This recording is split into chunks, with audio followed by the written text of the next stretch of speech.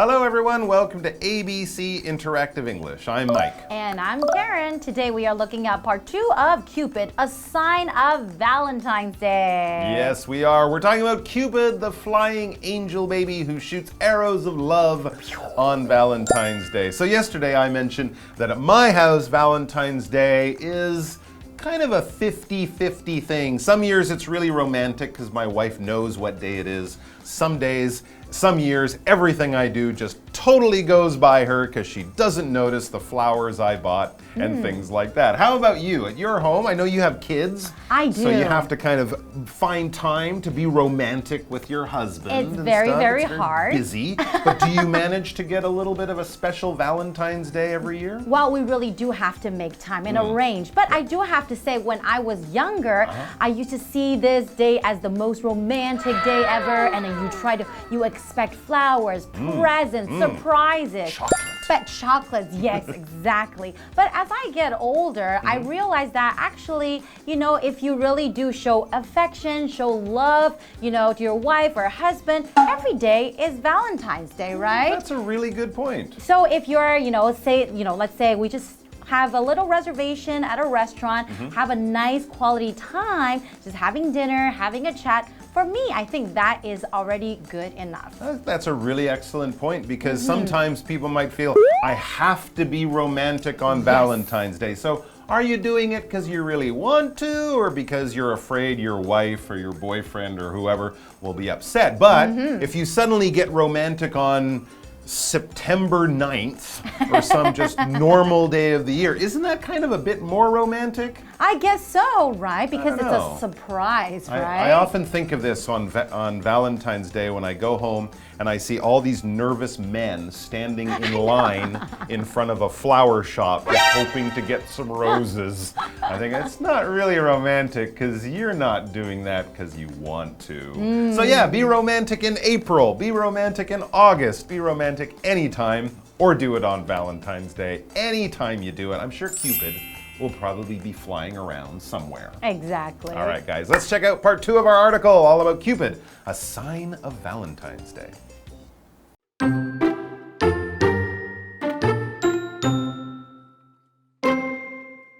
The old Roman stories described Cupid as a chubby baby with wings.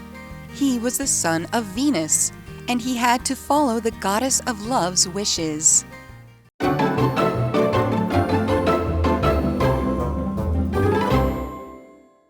So Cupid, a sign of Valentine's Day, part 2. We pick it up from where we kind of left off yesterday. We just learned that Cupid was actually an old Roman god. That's right. Many years ago. Well, let's learn more today. The old Roman stories described Cupid as a chubby baby with wings.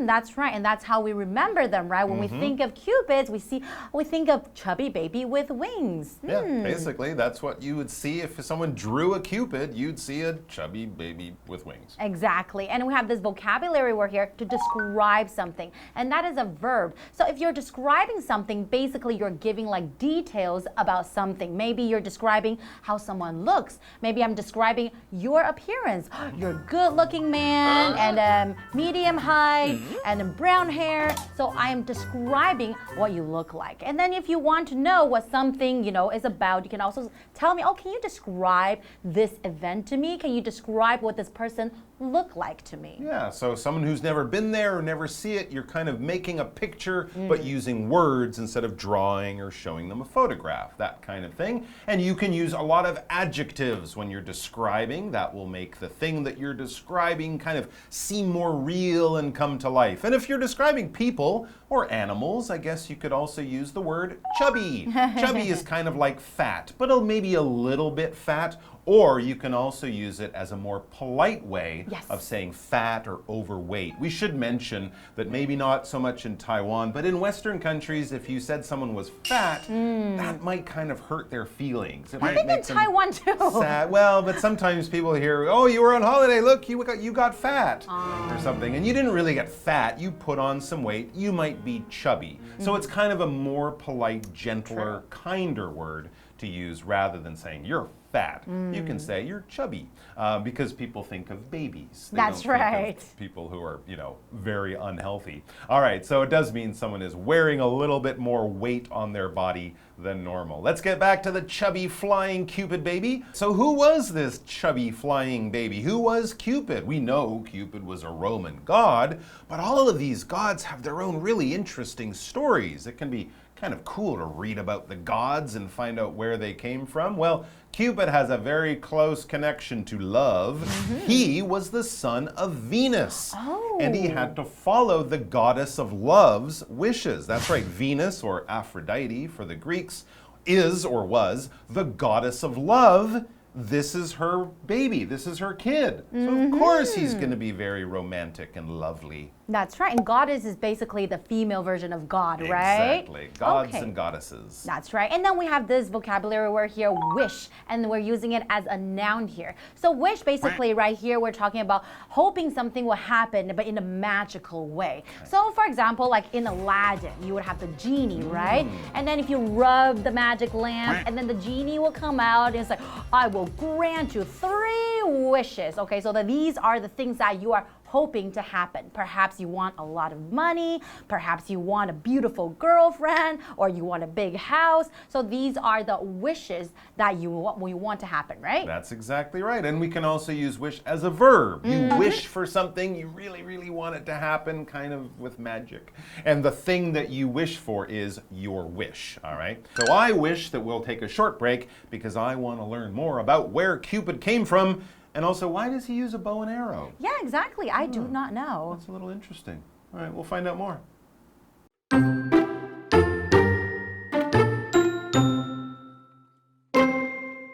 When Venus wanted people to fall in love, Cupid would shoot them with his arrows. Over time, people saw Cupid as a matchmaker and a sign of love. Then, greeting card companies used his image on Valentine's Day cards. After that, Cupid showed up on other things for the holiday. Now, you'll see Cupid everywhere on Valentine's Day.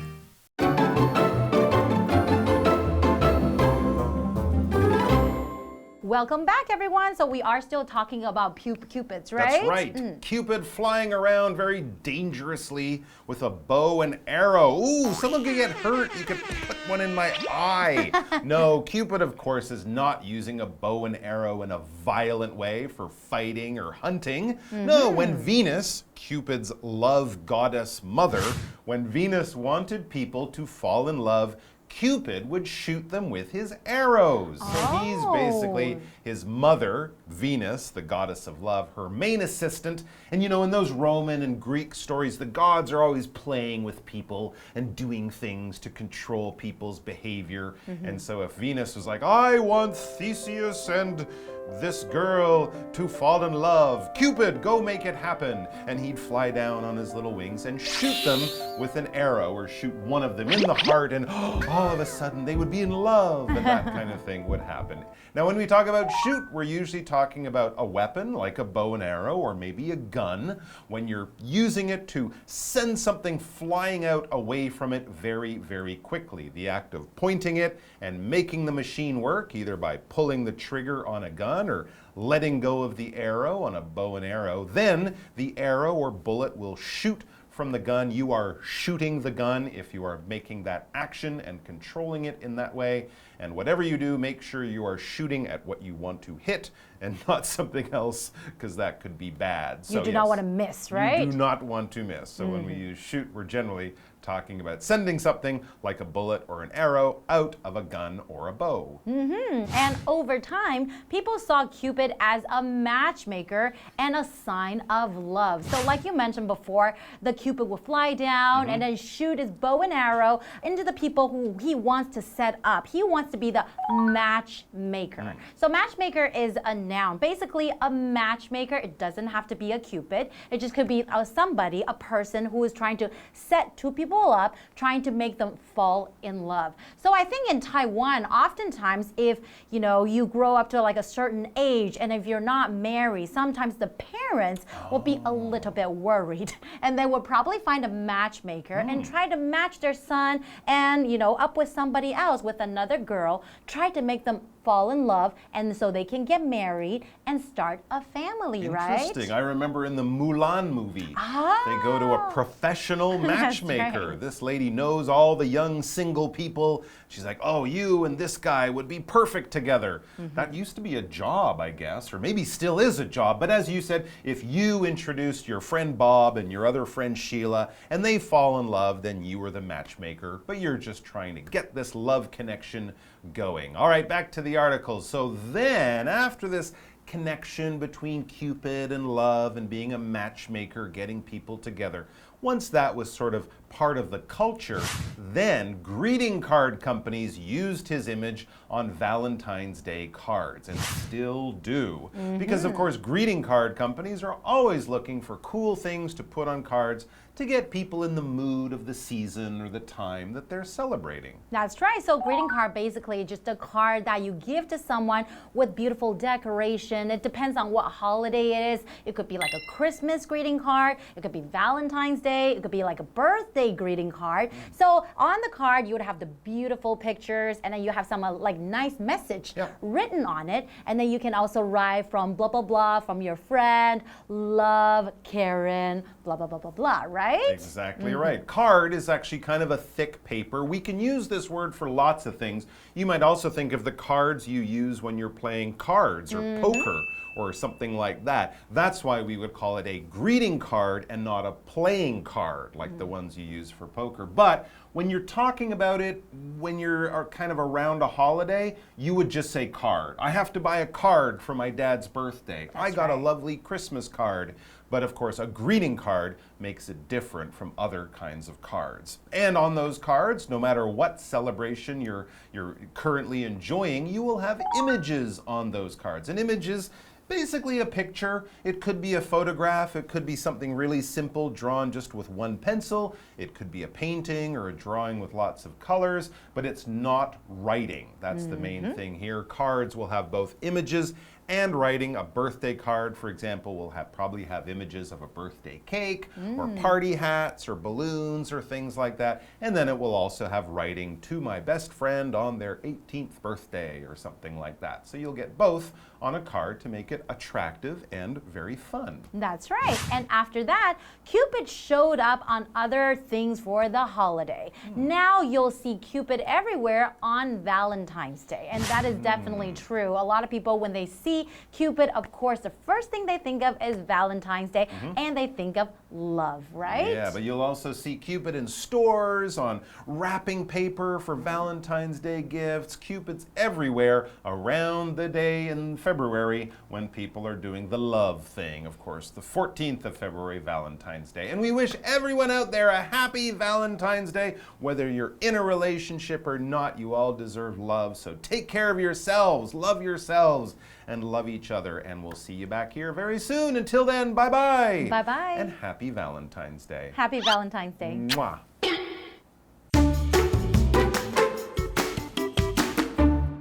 The old Roman stories described Cupid as a chubby baby with wings. He was the son of Venus, and he had to follow the goddess of love's wishes. When Venus wanted people to fall in love, Cupid would shoot them with his arrows. Over time, people saw Cupid as a matchmaker and a sign of love. Then, greeting card companies used his image on Valentine's Day cards. After that, Cupid showed up on other things for the holiday. Now, you'll see Cupid everywhere on Valentine's Day.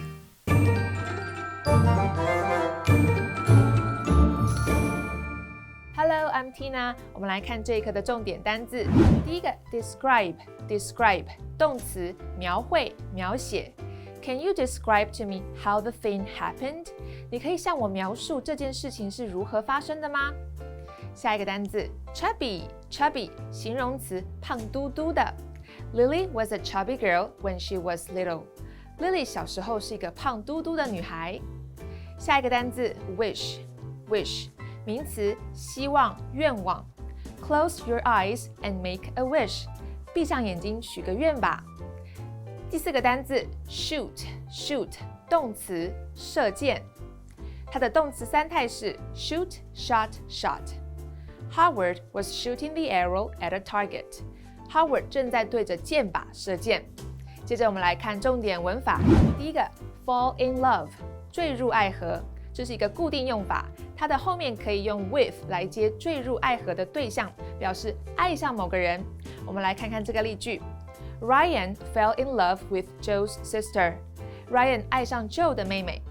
下一个文法 over time 渐渐的，这是一个副词片语。我们来看看这个例句 Over time, I got used to the weather here. 渐渐的，我习惯了这里的天气。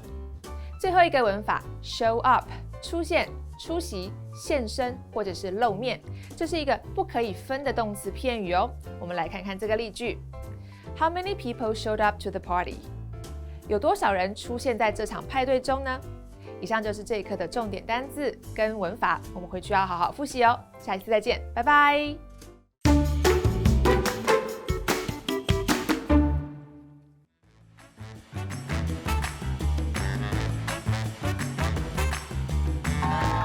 Hey everyone, I'm Jamie. And I'm Zach. And today we're playing a game called Word Drop, where we each have 3 cards with words or phrases on them that we have not seen yet, and we're going to try to work them into a casual conversation. So are you ready, Zach? I'm ready. All right, so I will get started. Let's go.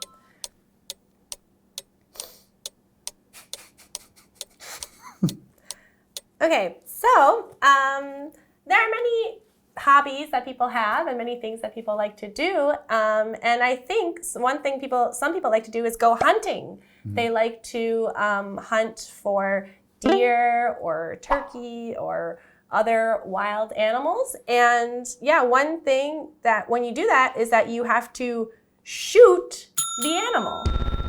You know, it is true, and sometimes that can be a bit unfortunate because, you know, if you have a bleeding heart and you really love these beautiful, cute animals, you really don't want to shoot them and hurt them and harm them. But speaking of the word shoot, I want to talk about shooting stars, because shoot is interesting as a verb. But what I really love about shooting stars is if you see them, you always have to make a wish. Oh, that is cute. I haven't made a wish on a shooting star in a long time, but I do remember when I was little, I did see a shooting star one time, and I saw one and I knew I had to make a wish. And at the time, what I really wanted, I wished that I could have a chubby dog. Chubby dogs are the best dogs. Yes. They're very cute, they're very adorable, and I think that there's something so interesting because whenever we talk about animals, words like chubby and fat are always cute and positive, and I wish that we kind of talked about ourselves as people in that same sort of way, like, oh, I have a little bit of extra fat. Like, we say it like it's a bad thing, but it's very cute when animals have it or when babies have it. So I wish that we could just describe ourselves with kindness as well. I think so too. I think I've noticed that before actually too. I'm thinking, why is it cute when animals have it but not us? And yeah, I think we should appreciate all body sizes. And I think one thing that we should do is not only, you know, appreciate others, but also fall in love with ourselves. Yeah, it's very important to be there for ourselves, to be there for other people, to take care of each other, not just with our actions, but also with our words and the way that we care for each other. Because it's not only important to be there for each other, but it's also important to make sure you always show up. Is your word, wait, show up? Yeah, Oh, because like when you show up for people, like I'm being there for them. This actually this kind of like led together really well, and it's very pretty. Yeah, I think it was like a very nice What was it, chubby dog? No, it's just chubby.